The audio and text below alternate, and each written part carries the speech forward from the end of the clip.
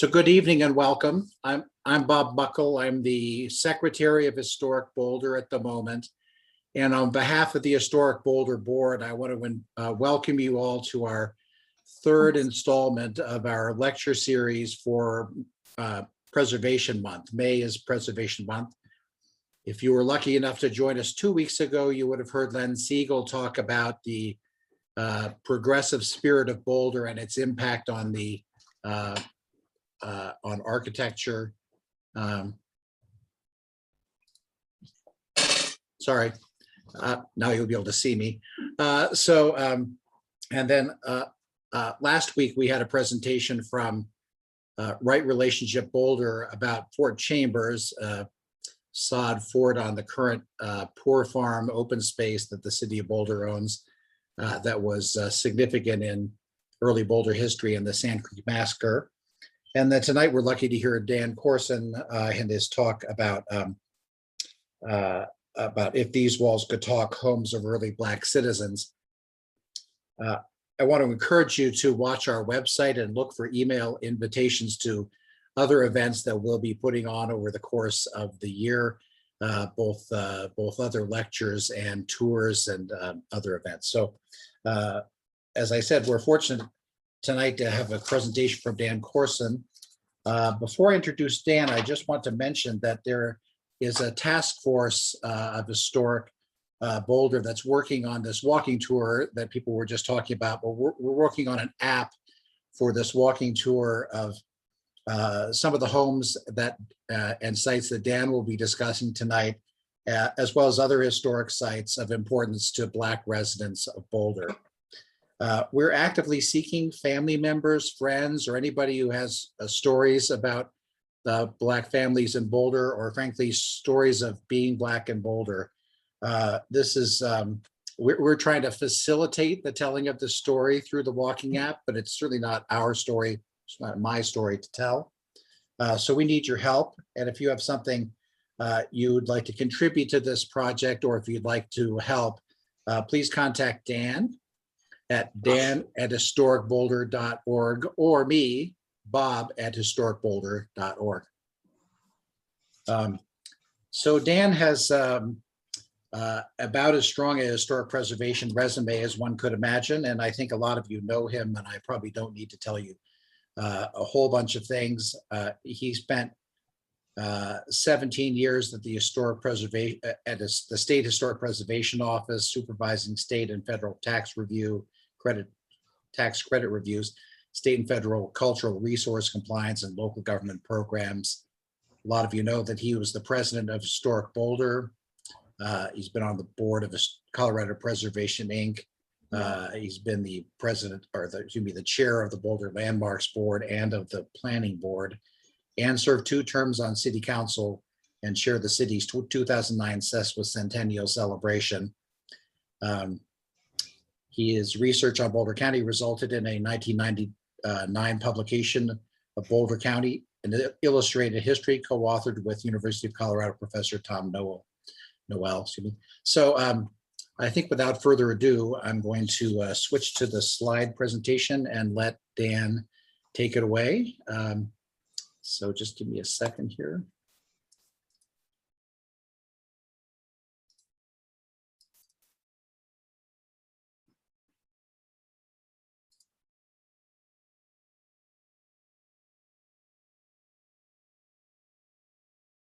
So now, am I reasonably heard? Can you hear me? Yes. Okay, good. Yeah, we can hear you. All right. So it's good to see so many names without faces and faces. Now that we are out, we can maybe have lunch together sometime. I first became interested in this topic in 1986 when, as a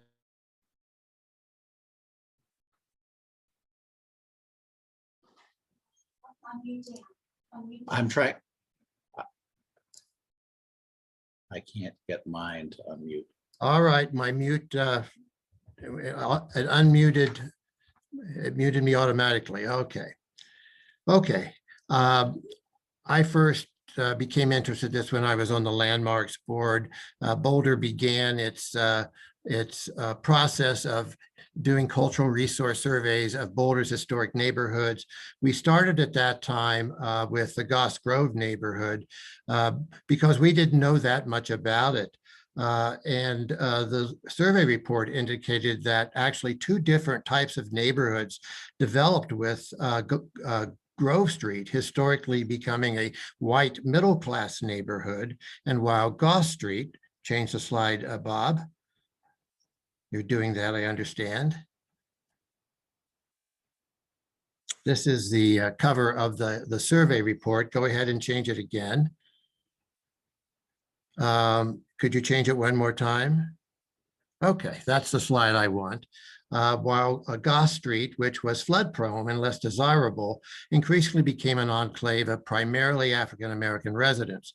These are views of the 1894 flood on Goss Street, one looking east and one looking west. Obviously, the one looking west is the one with the mountains. The area became known as the little rectangle. Could you back up a bit, Bob? One slide. No, that's forward. Go back. That's forward still. Go back. There we go.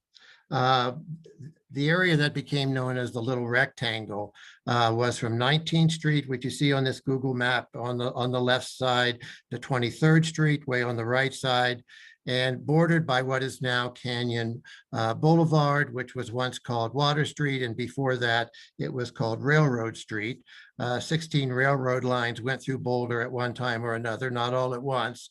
So the reason we have Canyon as a boulevard is that it at one time was the home of several railroad lines going through. And of course, living next to the railroad was not particularly desirable. In 1996, I began graduate studies at the CU Denver campus, and one of my first semester classes was on Colorado history. And I chose as my term paper topic, researching the Little Rectangle, which, led to my study, my interest in the pre-World War II history of the African Americans in Boulder. It's just stuck in my mind that really what happened here in this little rectangle. So 10 years later, I had an opportunity to do some research on that topic. The survey report identified the former homes of a handful of prominent Black citizens. Two of these homes have actually been landmarked as a result of city requirements for approval of discretionary development reviews. These are the homes of educator and lawyer Ruth K. Flowers. Change the slide, Bob. One more. There we go. And the other was the home of musician and pool hall owner and barber John Wesley McVeigh on Canyon Boulevard. Slide, please. At 1718 Canyon Boulevard. I found that the prior research on the subject was not all that helpful. Sanford Charles Gladden in the early days of Boulder, Colorado included copies of some newspaper articles, photos, and a list of African-American residents from the 1880 and 1885 censuses. Colorado did its own census in 1885. Historian Phyllis Smith, in a look at Boulder, included a few paragraphs. The late Professor Charles Nylund collected a great deal of information, but did not reduce it to a narrative. Slide, please. More recently, Professor Polly McLean researched and published A Legacy of Missing Pieces, The Voices of Black Women of Boulder County. That filled in several gaps. You should read this if you haven't. We are fortunate in Boulder County that in 1948, the county assessor took photographs of most of the buildings in the county. Thus, because few historic buildings had been demolished prior to that time, we have a fairly good photographic record of Boulder's early built environment. I decided to focus my paper on telling the story of Boulder's early Black citizens through their houses and where they lived. Just an asterisk regarding the 1948 photos. Some of these were destroyed before someone realized they may be of interest to somebody in the future, so that we do not have a complete photographic record of 1948. So as we go through this presentation, I have included the 48 photo with a more contemporary photo. And if there is a historic photo in addition, I've tried to include that. But for several of the properties, there will not be a historic photo, just of the current situation on the site. My presentation is not a comprehensive history of African-American life in Boulder pre-World War II. It's based primarily on census records and the city directories, along with secondary sources that I read and referred to for more general information. Okay, go ahead and change the slide, Bob. Boulder's pre-war Black population, pre-World War II Black population had decreased from a high of 166 people in 1910, when the Boulder's population was 10,000, down to 113 in 1950, when the city's population had doubled to 20,000. This differs from Denver, Pueblo, and Colorado Springs, where the percentage increased during that time. I wondered why there was this decline in Boulder. Was it due to discrimination, social and economic changes, something else? Go ahead and change this. Oh, no, I'm sorry, we're here. Go ahead, just leave it there. The 1860 Black population in Colorado was 46. This number increased to 456 by 1870. That's during that first decade. Boulder's first Black resident has traditionally been determined to be Lorenzo Bowman, who lived in Gold Hill from 1859 to 1862, when he moved to Gilpin County. Recently, there's been some question whether he may have been the first. So this is why I have this question mark in the middle of the slide of the mining in Gold Hill area. Boulder's early Black residents were primarily from the South and border states. Many purchased homes shortly after arrival, meaning they came with some money. Some purchased several lots or homes and actually became landlords. Although some lived in the little rectangle in the early years, most did not. They owned and lived in houses at or at the fringes of all neighborhoods in the city. The men primarily held labor jobs, but some were middle class. For example, restaurateur O.T. Jackson, O.T. short for Oliver Toussaint, the Haitian revolutionary leader, was listed in an 1893 publication of Boulder's leading businessmen. Go ahead and change the slide. And this is my background for this evening. Boulder Shantytown, known as the Jungle, is now the recently landscaped area south of Canyon Boulevard, between the municipal building and the 1961 portion of the city's library. The Jungle became home to some of Boulder's early Black citizens, but they did not stay long as they moved into better neighborhoods. There were few Southern whites in Boulder, and there's no record of overt discrimination in this early period, which was fairly common in the West. And also, interestingly, the early African Americans came as families and not single men. I mean, the Jungle was an undesirable part of town. It was in the west, the industrial area, south of the railroad tracks, which was quite a barrier. It was a home not only to transients and the homeless, so to speak, but there are also people who did make their home there. Several of the 38 Blacks in Boulder, in 1880, there were 38 Black citizens who became long-term residents. All of the following residents, except one, still exist. Change the slide change. Frances Black, a widow from Kentucky in 1880, came to Boulder with her 4 children and purchased 2002 Spruce Street. This is on the southeast corner of Spruce and 20th Street. She worked as a laundress, but purchased not only this property, but a property around the corner at 2103 Pearl Street in 1881. Why don't you change the slide so they can see what's there now, which she rented. She died at age 60 in 1901 when the house passed to her son. This house is not in the little rectangle, and her home subsequently became her house became subsequently the home of Forrest Crossan, who was a Boulder historian. Primarily, his topic was Boulder County's railroad history. Change the slide, please. Alexander James lived in Boulder by 1880. He was in that census and was from North Carolina. He worked as a laborer and a cook. In 1889, he purchased 2224 Pine Street with his son-in-law, Henry Stevens. That house was also owned briefly by Sadie Jackson, the wife of O.T. Jackson, who, in an interesting transaction, then purchased the Henry Stevens share and transferred it back to Alexander James. Don't know what happened there. Alexander James died in 1943. So he lived in Boulder for 63 years. And this house is also not in the little rectangle. Change the slide. Okay, Henry Stevens, this was the prior guy's son-in-law, was born a slave in Missouri and came to Boulder as a 20-year-old in 1879. He was bound to Boulder photographer J.E. Streeter. He lived at 2224 Pine Street until 1896, when he purchased 2220 Pine Street next door. And he worked as a janitor at the First National Bank for 50 years. His wife Fanny died in 1927, and Henry died in 1945. He lived here 66 years. This house is not in a little rectangle. Now, the top slide is very interesting, and more research needs to be done on this. This is on North 12th Street, which is now Broadway. And you can see, I guess it's pretty hard to see, the image is so small, with a bunch of white people. Here is Henry Stevens. And the caption there says residence of Henry Stevens, which is not the case. So again, I thought that was very interesting, but we need more research on that particular matter. Go ahead and change the slide. Oscar White, a former slave from Louisville, Kentucky, and a Civil War veteran, worked as a laborer and a teamster. He arrived in Boulder in 1880 with his wife, Mary Black. So they were the white and the black.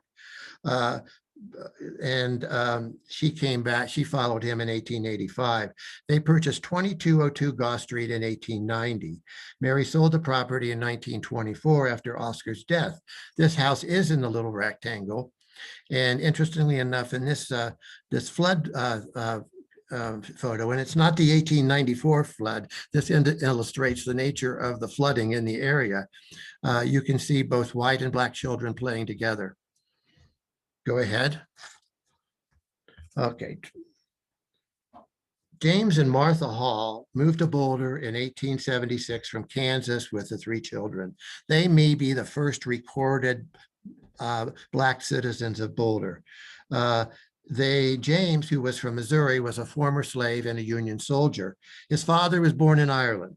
In 1882, they purchased 2102 Goss Street from Robert Culver, who subdivided the former Goss farm into Culver's Addition.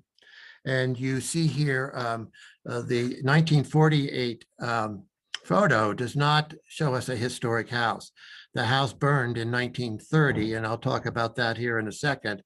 So this is the version of the house that was either rebuilt or remodeled following the 1930 fire. The Halls purchased additional lots in the 1880s, including the lot next door in 1890, when they constructed a hall and parlor style house for their son, Frank. Next slide, please. This is the hall and parlor slide. The original house would have just been that front portion. This is common of housing in the South for slaves and for poor whites. Consisted of 2 rooms. A hall, which was the main room, basically the kitchen. There may have been a rocking chair in there, and the parlor, which would be the bedroom, the more private quarters. James died in 1921, and Martha actually died in 1930 as a result of a fire started by the cigar of her son Frank, who lived in the house you're seeing now. This house is in the little rectangle, and it was the subject of a controversy several years ago and became known, unfortunately, as a little slave house. When there was a demolition permit, and actually was permitted to be demolished because of its poor condition. Go ahead. The Reverend James Clay was the first pastor of the Allen Chapel of the African Methodist Episcopal Church from 1884 to 1886. He and his wife, Amy, became residents of the Highland Lawn neighborhood at 802 Marine Street. You can see in the lower photo, there is Reverend Clay in front of his house. Behind his house up the hill is now the Columbia Cemetery. to give you an idea. And obviously the house was remodeled to this craftsman style, probably in the 19 teens or 20s. It is actually scheduled to be demolished. It's in the Gregory Creek floodplain. And when the properties come up for sale, the city will pay fair market value to demolish them or see if someone is interested in moving them to another location. Next slide, please. They moved in 1902, deeded the house to their daughter, and they moved to 663 Concord Avenue. And the Reverend lived there until his death in 1927. So he lived in Boulder 43 years. Neither of these houses is in the little rectangle. After leaving the church, Reverend Clay became a whitewasher and carpet cleaner with his business located on Arapahoe Avenue, which was then called Valley Road, the road in and out of the valley. And his address was listed in the records as east of town. Go ahead, next slide. Okay, this is a slide of the historic African Methodist Episcopal Church, which was built in 1884. Three of the citizens who we've talked about already mortgaged their homes, which means they own them homes, to Miss James, the Maxwells Jr. and Sr., pioneers in Boulder who were land speculators, entrepreneurs. They took the mortgage on themselves. There weren't a lot of mortgage companies, probably none, back in the 1880s. And that building was demolished about almost 100 years later in 1983. The congregation, I believed, and someone listening may correct me, Boulder's population became so small, Black population so small, could not support two churches, and basically it merged into the Second Baptist Church. It was sold in the 1970s. There were some couple other churches in there that didn't fare very well, didn't last very long. So in 1983, it was demolished and became Penny Lane and Full Cycle. And I believe it's now vacant because Full Cycle moved out east. Okay, next slide, please. Frank and Lulu Lingham built the brick house at 2001 North Street, now Mesa Drive, after moving to Boulder from Kansas in 1899. At first, they lived with Lulu's sister Daisy Townsend and her husband John at 2003 Bluff Street. Next slide, please, which is not too far away. You can see not much changes to this house of the in-laws. Frank, why don't you go back to the prior slide, worked as a hod carrier, but he also had skills as a mason. He actually built the house.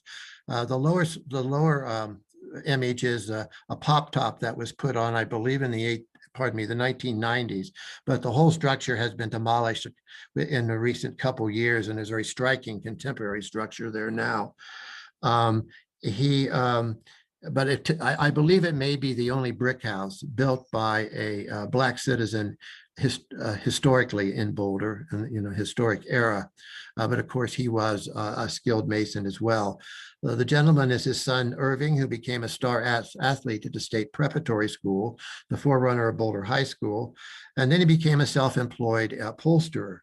The daughter, Grace, at the bottom, was born in 1903 and lived in the family home into the 1980s when she moved to senior housing. And she died, oh goodness, the late 1990s, 1998 or 1999. And the other lady is Irving's daughter, Eileen, who became a minister. While growing up, Grace at the bottom thought that a Black person could live anywhere in Boulder. She described the fields behind her, undeveloped fields where she used to roam. This house is obviously not in the little rectangle. Okay, next slide, please. Next one. Oh, the Linghams were, and her sister and her husband, the Townsends, were charter members of the Second Baptist Church. Second Baptist Church was started in 1908. It met originally in homes of the congregation, met in a carpenter shop for several years at 24th and Pine, and I believe that building may still be existing. And in early 1940s, they were able to move into this structure. And they were there until, I believe, 1991, the growing congregation when they moved to the current site on East Baseline. So this is a very recognizable site in Boulder, the house, the building with the murals. Go ahead and change slide. Okay, Charles and Georgia Mosley and their descendants lived at 2418 Pine Street for 106 years. And I think these are the original pillars. You can see they raised the roof for another half story and it had an addition to the side. But I think that original portion under there is still existing. Charles was born in Kentucky and worked as a laborer, and Georgia worked as a laundress, obviously not in the little rectangle. Next slide. This is a slide of the Mosley children. I think there are 9. Yeah, there's 9 there. Go ahead. Okay, this is a historic map of Boulder, and the little rectangle is in yellow. And the dots, and it's kind of hard to see, this is a map from my paper. The round dots are the homes of Black citizens of Boulder in 1990. 7 of the 20 homes were in the little rectangle, so 13 were not. 4 of the 5 remaining 13 were in a couple blocks of the little rectangle, including the John Wesley McVeigh house at 1718 Canyon. Go ahead. Change the slide.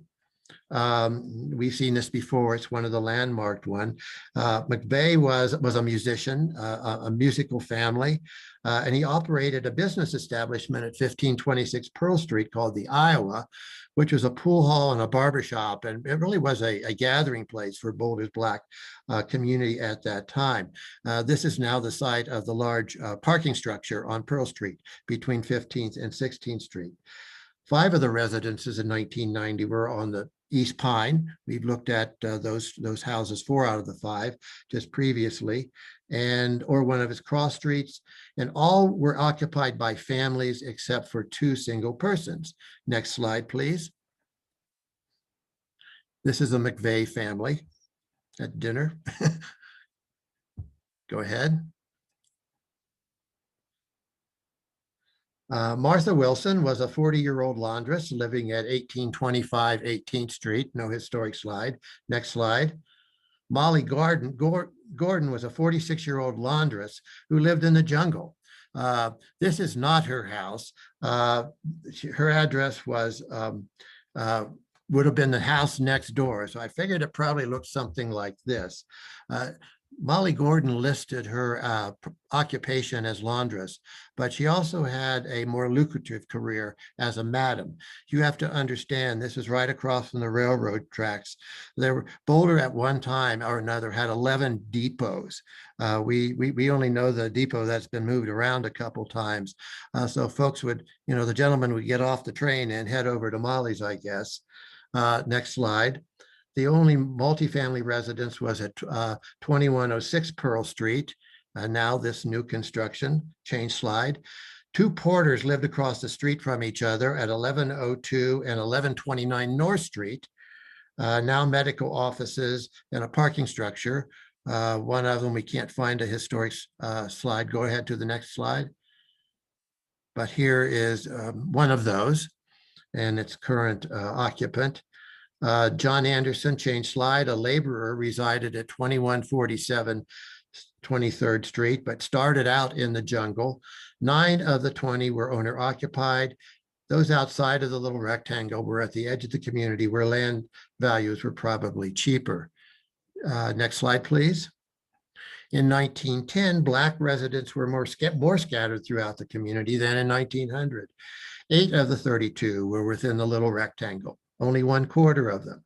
6 of the remaining 24 were in a couple blocks of the little rectangle, including, next slide, please, 1733 Water Street, now Canyon Boulevard, by Albert Stevens, a head waiter. This was, of course, Historic Boulder's home. Historic Boulder saved this house and renovated it. And I believe it was there from Historic Boulder was located here from approximately 1978 to 1994 when it purchased the, not the Hennebarker house, the Arnett Fullen house. Next slide. 2045 Spruce Street, which is now a playground of Whittier School. Next slide. 2404 Hill Street, now Mapleton Avenue, which was the home of Irving Lingham, who we saw earlier, the gentleman who was the upholsterer and the football player at Boulder High School. And the Pine Street houses that I mentioned earlier. Next slide, 401 Elm Street, now Valley View in West Boulder. Next slide, 1354 Arapahoe by Benjamin Burton, a barber. And this was, now I guess where a lot of the new paving is in terms of the improvements there. A lot of these homes were removed, I believe it was in the 80s, for flood mitigation. And that's Boulder High School in the background there. Go ahead. In 1822, Goss, this is, little rectangle ended at 19th Street, which is the top of that map. The top of the map would be east. And this little bitty guy, just as the ditch is turning, you can see the 1822. I don't have a marker pointer. That is where the Burton family lived. Pardon me, the McKinney family lived. He was a tailor. Go ahead. And 1924, 1937 Street. This is across 7th Street from the Arnett Fullen House, now luxury condos. It was a duplex. Thomas Dervin, who started out in the jungle, lived here, but later purchased in Goss Street. William Housel resided in the other one, and he listed his occupation as laborer any work. Go ahead and change the slide. Two gentlemen had colorful careers. George Morrison came to Boulder in 1900 at age 9 with his mother, Alice Basket, and 8 siblings. The siblings started the Morrison Brothers String Band and played in mining camps, fraternity houses, just wherever they could. George played string instruments by ear and grew up with homemade cornstalk fiddles. He wanted to be playing in a symphony, but because he was Black, that dream never came about, and he started a jazz orchestra. The band included members of the McVeigh and Reeves families, with whom there was intermarriage with the Morrison siblings. George moved to Denver in 1911, married, and became a noted jazz musician, achieving national fame. Next slide, please.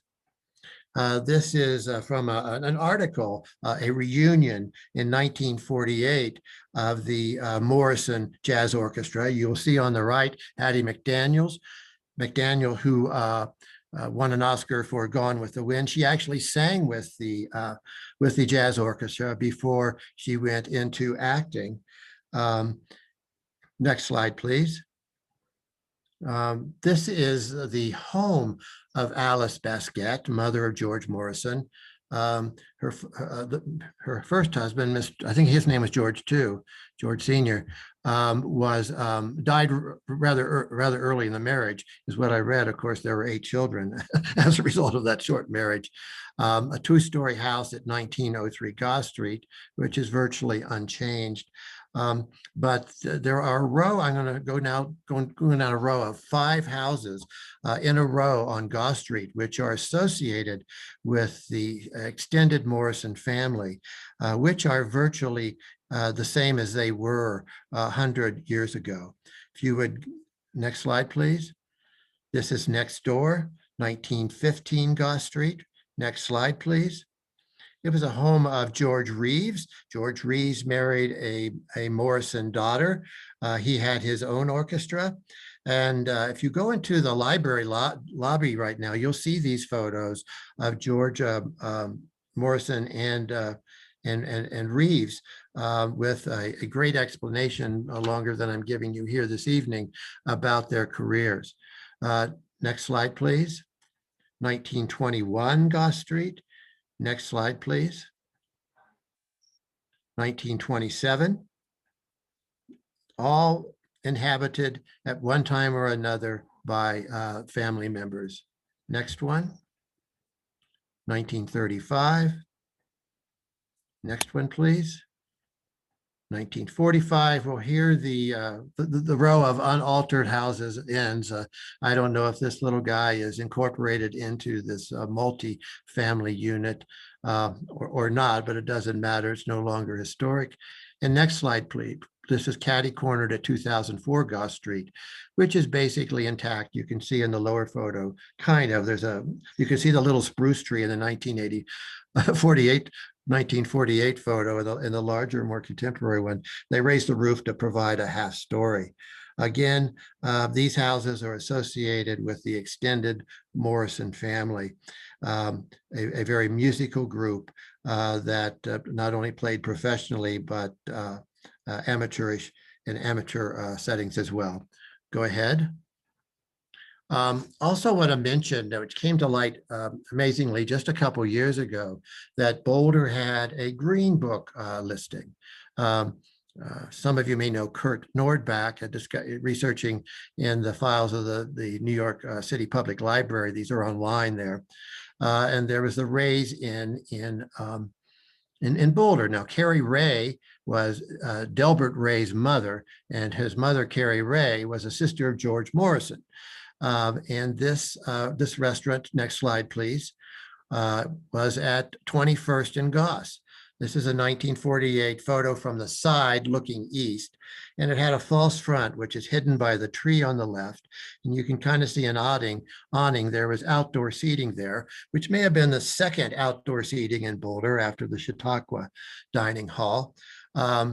And it was in business from 1946 to 1954.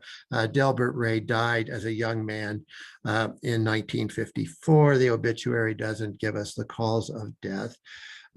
His wife tried to carry on, but she was the cook, but gave it up and went back to cooking at other restaurants. Next slide, please.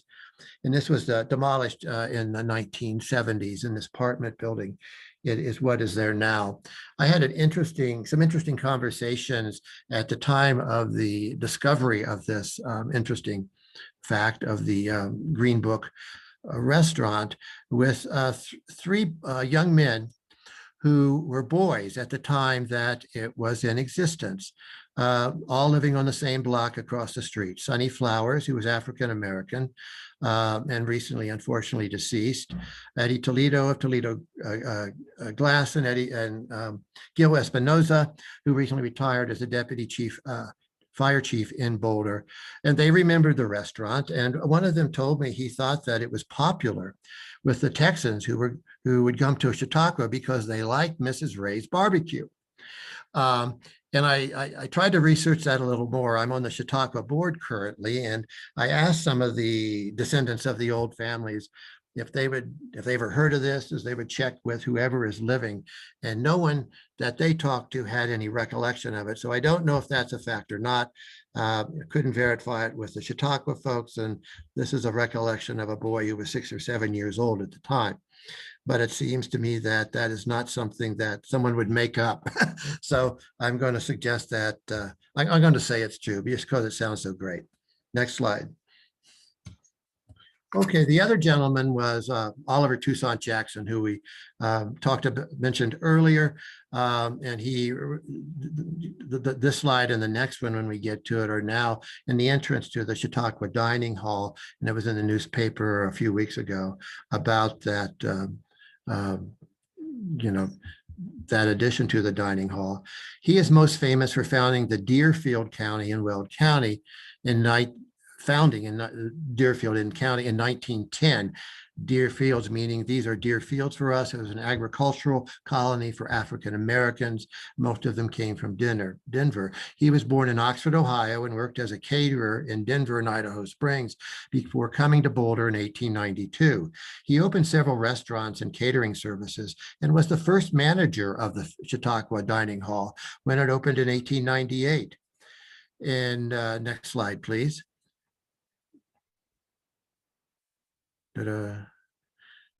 Okay, here is OT and his staff on the steps of the dining hall. He is standing at the bottom in the grayish suit to our left to the porch, and next to him his wife Sadie. He met Sadie. He as a boy he went and became involved in restaurants in Cleveland. I think he probably started as a dishwasher. Sadie, he met his wife, who was a well-educated person. Her family had attended college at Oberlin. Go on to the next slide. He operated several restaurants and he was listed in 1893, as I mentioned earlier, in a publication entitled A Descriptive Review of Colorado's Enterprising Cities, Their Leading Business Houses and Progressive Men, which is a review of 14 Colorado towns and cities outside of Denver. Jackson was the only African-American listed, which included Boulder's mayor, judge, county clerk, attorneys, merchants, and manufacturers. His restaurants included an oyster house at 13th and on 13th Street in 1892, and the Brainerd, later the Arnett Hotel, which he renamed the Stillman Hotel. Stillman Hotel in the lower left, you can see OT standing in front of there. It's rather small. This was the Arnett Hotel, which back in the 70s, the roof collapsed and we lost that building. There's now a large building there in its place that would be across the street from where the old Daily Camera building was. In the image to the right, where you can see OT driving the carriage of the Stillman Hotel, Lyman's Tally Ho, that is where the old Daily Camera building was located. Perhaps more interesting is the photo up in the left-hand corner. Jackson operated what he called Jackson's Resort from 1897 to 1907 when the county went dry. This is now the site at 55th and Arapahoe of the Boulder Dinner Theater. And I believe some of the descendants of those willow trees might be there today. So take a look when you go out there. It catered to white folks primarily. And so it was a bit of a drive out from Boulder, but there were folks who came up from Denver, which would be coming up what is now 285 and into Boulder on what is now Arapahoe, which had been quite a trip back in the early decade, the first decade of the 20th century. A 1900 menu featured bean soup, fried catfish, South's pig's feet, and dandelion salad, kind of a Southern affair. A program by Professor Gill's Symphony Orchestra had 12 selections, including the Virginia Reel and Dan Tucker.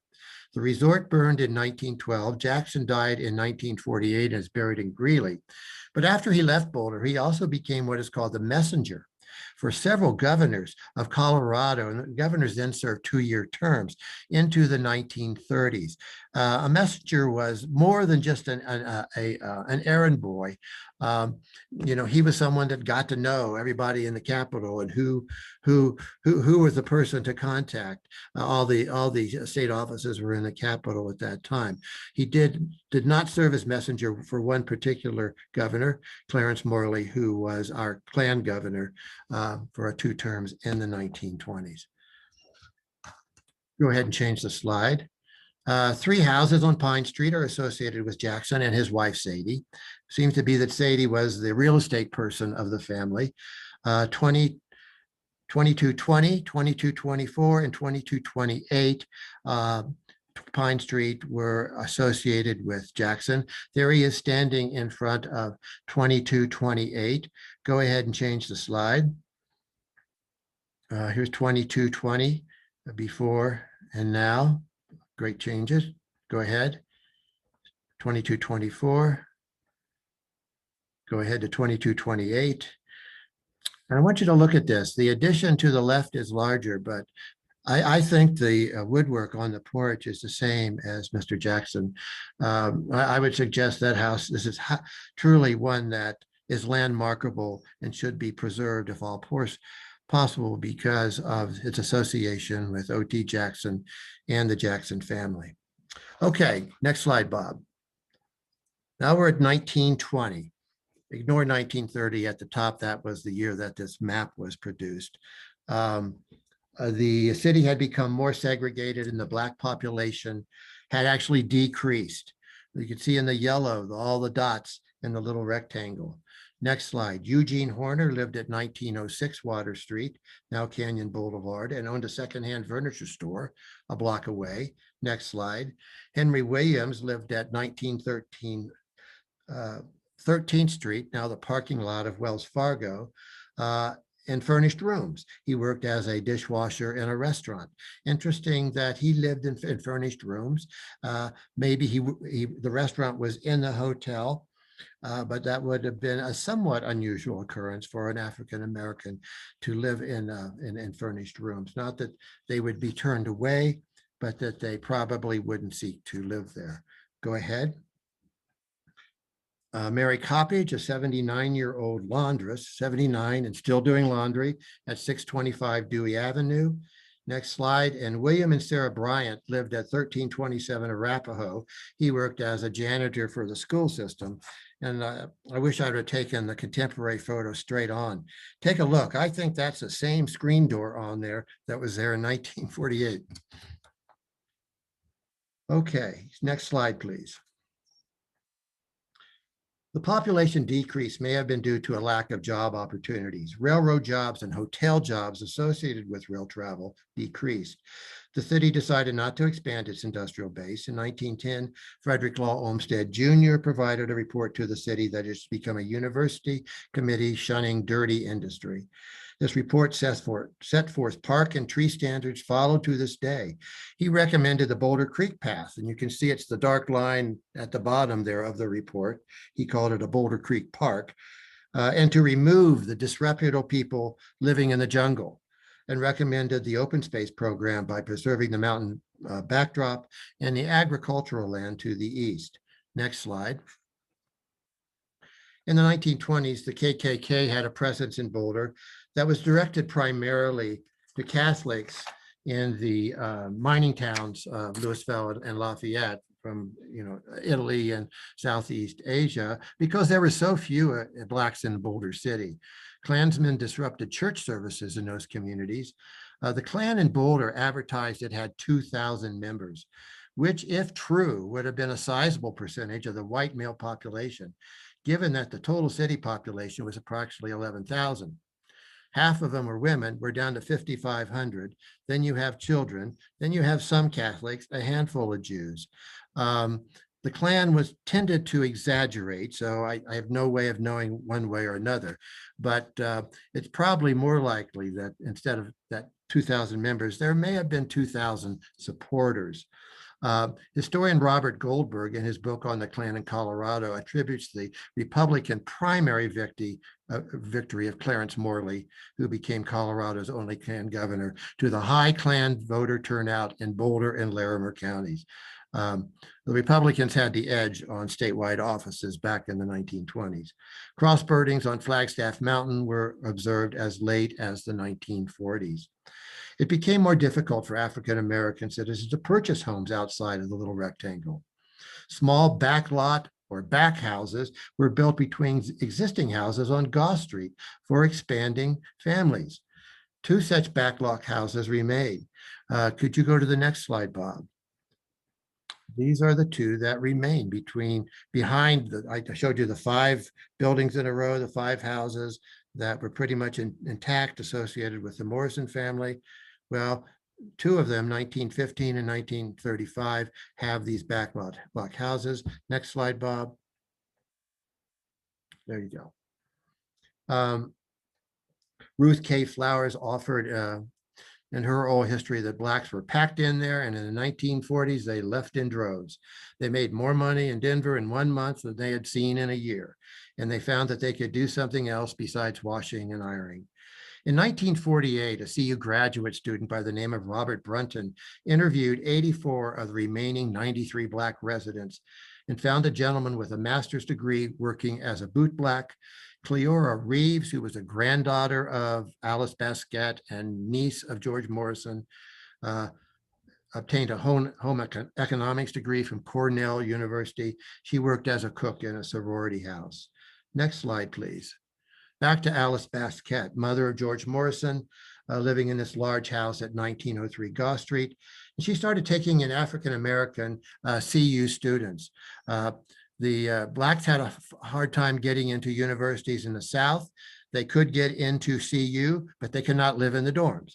That didn't occur until the 1950s. So Alice Basquette, who was very prominent in the Second Baptist Church, I believe she may have been a charter member, started an organization known as the Busy Bees, which was renamed in her honor, the Queen Alice Missionary Society, doing good works, not only for the church, but for the community at large. She took in students, room and board, and many of the other African-American families on Gall Street did that as well. Her grandson, Anthony Ray, who was a brother of Delbert Ray, who had the Green Book a restaurant, related how Summers Sunken Gardens, now the location of the sink, was owned by Henrietta Summers, who lived in a beautiful Georgian Revival, now landmarked house at 14th and Baseline, one of the large mansions in that area. It was off limits to Blacks, including Black students, but there was an international club of students from around the world, some of whom were persons of color. And they walked into the what is now the sink with a Black colleague in arm. And he relates that, as guests, he relates that Mrs. Summers had a conniption. Now, I've heard of a conniption fit. So when someone has a fit, I suppose that's what he was talking about. Next slide.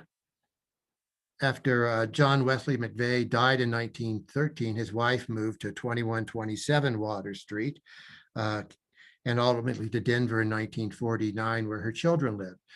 Her obituary, in 1951 listed the occupations of her children, including an engineer, social worker, and a public administrator, people who believed they could not make a decent living in Boulder. Next slide. Two amazing women had different perspectives on discrimination in Boulder. Ruth K. Flowers was 15 years old when she and her sister, Dorothy, and grandmother, Minnesota, known as Minnie Waters, moved to Boulder from Cripple Creek so that the girls could attend the state preparatory school. They lived with their grandmother. Their mother had died and their father was nowhere around. The grandmother wanted them to get a good education, so they wanted to attain the predecessor to Boulder High School. They first rented a house at 1912 Water Street. Go forward, Bob. I think I have a slide of that. Yep. 1948 is boarded up. And why don't you go back to Ruth? Then they, according to Ruth, they helped build the permanent residence, the family did at 2019 Goss Street. Ruth stated that on her first day in Boulder, she was refused service in a restaurant, ice cream parlor, and theater. She believed Boulder was Southern dominated due to Texans at the Chautauqua and the patients at the Sanitaria, although the demographic statistics don't show this. She was denied a diploma from the state preparatory school due to a dispute about how many hours she had completed. But she was able to get into CU, which required fewer hours than the state prep school, and became its second Black female graduate. She went on to receive master's and doctor of philosophy degrees in Romance languages, not all at once. She did it gradually. When at CU, she had to work to pay her bills and tuition at taking in laundry, that sort of thing. She also went on to get a law degree and practice law for a period of time. That's where she met her husband, Harold Flowers. She ended her career teaching at Fairview High School, which finally awarded her high school diploma in 1970. In her comments to the interviewer for Polly McLean's book, Legacy of Missing Pieces, she related that she actually was studying in Paris to see Jesse Owens at the 1936 Olympics. And I've been thinking about that. How'd she get in to Hitler's Olympics? I don't know. I don't know if we'll ever know the story about that. And traveling in Nazi Germany as a Black person, I don't know if she was alone or not, or if she went with others who may have been her white colleagues. Again, that's a bit of a mystery that I don't know will be resolved. Go ahead to the next slide. Next slide. Okay. Another plug for Polly McLean. In her recent book, Remembering Lucille, Lucille was not a Boulder resident, only during the years that she attended CU. She was the first Black female graduate of CU in 1918, and she was able to find a room to board in at 1821 Mapleton Avenue. However, although she graduated, she was not allowed to go on the stage to receive her diploma. She was robed, ready to go with her family, and they told her she wasn't allowed up. A friend brought her diploma. She also did not appear in the yearbook, and she said she'd never come back to Boulder. Apparently she didn't, but a building in the CU campus has recently been renamed for her. Next slide, please. Okay, Lillian Wheeler, born in 1900, moved to Boulder in 1924 from Mississippi with her husband and children. Her sister had already lived here and had praised the climate. Her husband, Tom, suffered from asthma. They paid $2,500 for the house at 1936 Goss Street, there on the bottom. She claimed that she did not experience discrimination, but she also related to discriminatory practices, such as having to sit in the balcony of the current theater, which is now the Boulder Theater. This could be due to the level of discrimination being so much less than she would have suffered in Mississippi while growing up in the early part of the 20th century. She said her son could not play football for CU. She was the only Black member of the Community Chest and Red Cross, and she attained the first female barber's license in Colorado. She also had a degree from University of Northern Colorado and would have commuted from Boulder to UNC. So she was an absolutely wonderful person, very strong person, and she has a great oral history. And I was able to talk briefly with her in 1996 before she passed away a couple years later. And that entire block face, this is across the street from the 5 houses with the 2 little backlot houses that I've told you about so often because I so want them to be saved. Across the street is this large apartment building. Next slide, please.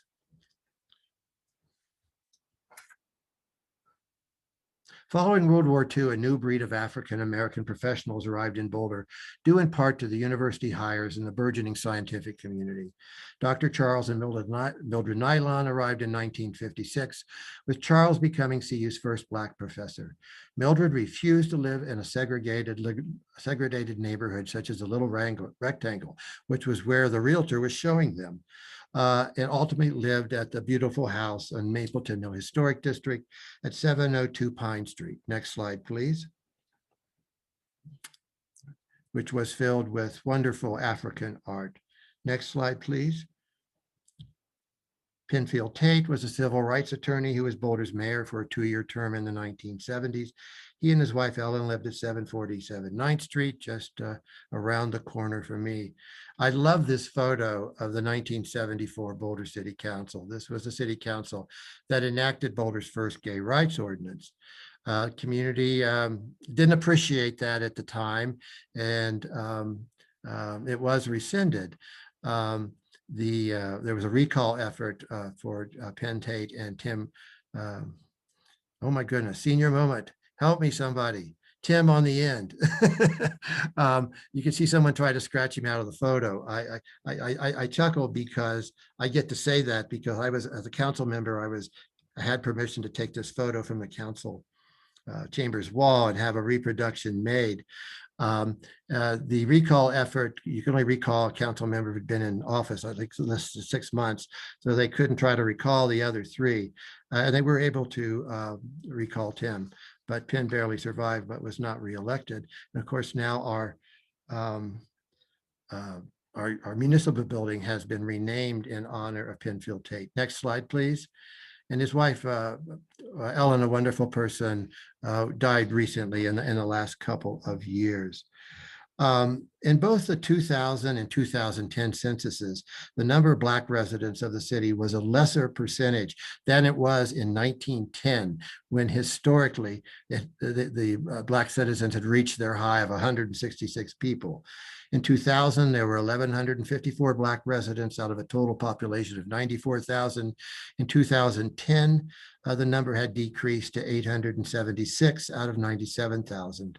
It'll be interesting to see what the 2020 census brings us. So that ends my, my presentation, and I look forward to receiving your questions. Again, I want to remind you that Historic Boulder is involved with a mobile app project, a tour. It will be focused, the first part primarily on Goss Street and easy walking from Goss Street. But those no more venturesome, we'll go across Canyon and pick up several more sites, including the 2 churches. Thank you.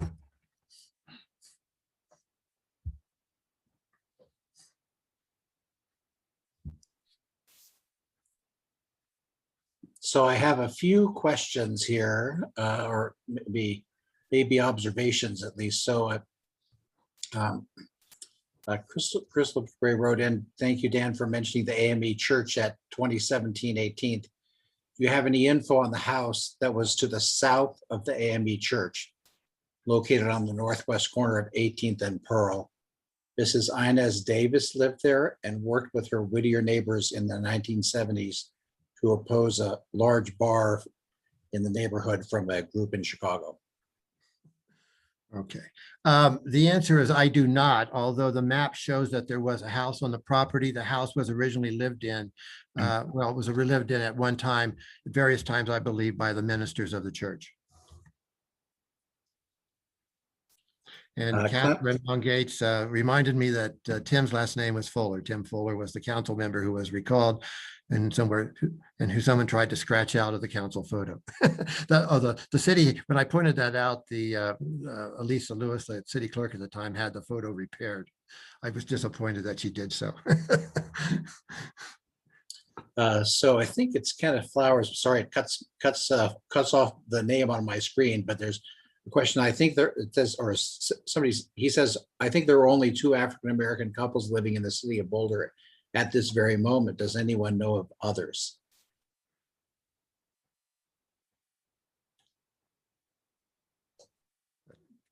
It sounds rather small, but I don't know.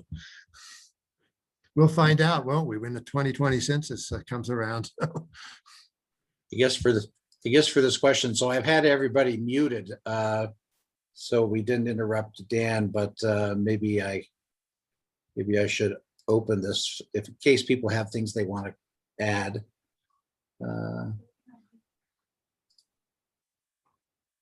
Let's see. So people can unmute themselves if they have something to add. So there's another question from Jenny Doyle. Are there any buildings left from the jungle or shanty town?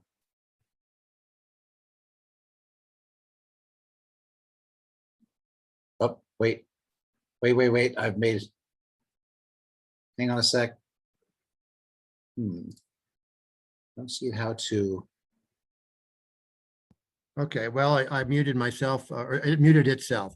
The answer is no. And I've seen a photo that I thought was dated 1990, which showed the site clear. So between Frederick Law Olmsted Jr.'s report in 1910 and 1919, that site was clear. And the municipal building wasn't built until 1951, 1952. And it probably was a rather undeveloped area until that time. It's always interested me that Frederick Law Olmsted Jr., who was the first one to warn us not to build buildings in the floodplain, actually chose the site for our municipal building. And following his plan 40 years later, we did that, but it's in the floodplain. So Julie Johnson says, thanks, Dan, that was awesome. Jessica Fassick asks, she says, I've heard a reference to O.T. Jackson's farm. Do you know of its location? And thank you for the talk. Yes, it is on Highway 34, US 34, east of Greeley. The best way to go up there is to go up Interstate 76 and get off at the Wiggins exit. And then you have to wander a bit for a mile or so on a county road or something and get on US 34 and go west a little bit. It has been the recipient of several state historical fund grants. It's primarily an archaeological site. And it did well in its first decade, but after World War I, it started declining. And so it didn't last very long, but in the 1910s, which was a heyday of America farm income, I guess, it did rather well. UNC does archaeological and this is quite very recent, historic archaeological work with field camps every summer. So if you want to get involved in that, contact me. There's a professor that I met at the CPI conference recently, an African-American professor. And we do have an expert on O.T. Jackson living at Fraser Meadow, Margaret Picher, Picher, who wrote her, she is her master's, I think it was her dissertation on Deerfield, which includes a lot of the history of O.T. Jackson. He actually was born in Oxford, Ohio, which is where I went to college at Miami University. And it was very interesting to me because I don't think there were any Black folks in Oxford when I was in college in the late 60s and early 70s, how they ended up there. So Kenneth says this was fantastic, Dan. Let's see. So then there's a question, Dan, from Jennifer Mabry. And this was wonderful, so researched and documented. And I can answer this question. Will this presentation be available on the Historic Boulder website as a rebroadcast for others unable to make this webinar? So the answer to that is that everybody who registered for this evening's event will we will email you the recording once it's edited and ready to go. And I anticipate that we'll have it up on the Historic Boulder website at some point for people to access. Let's see.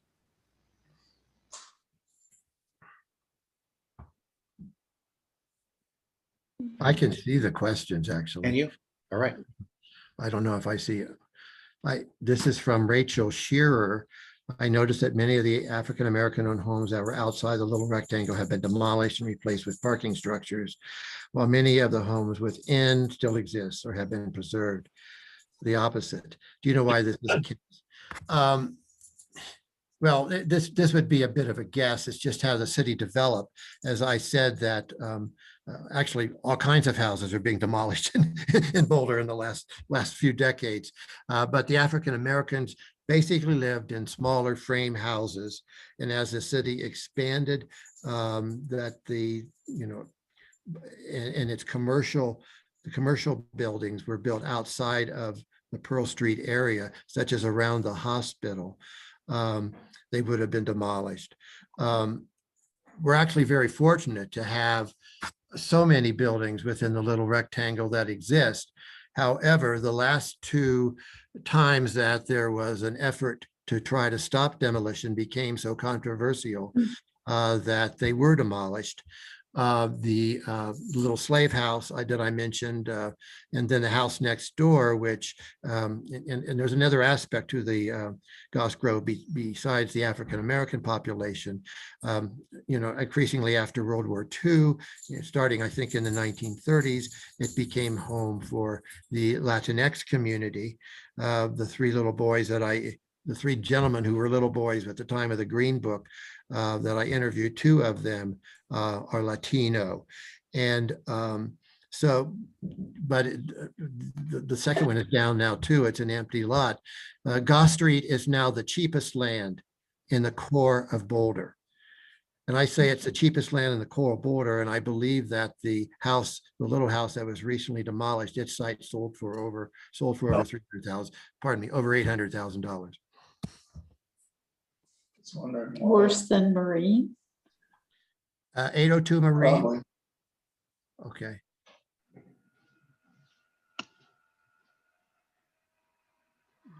Oh, thank you from Catherine Harris about the information that,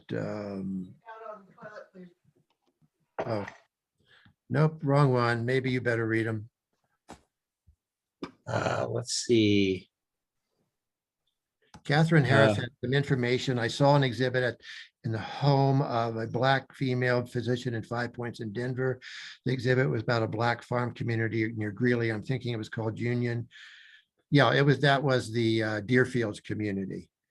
There actually were other Black agricultural communities that were short-lived in the state. Deerfield wasn't the only one.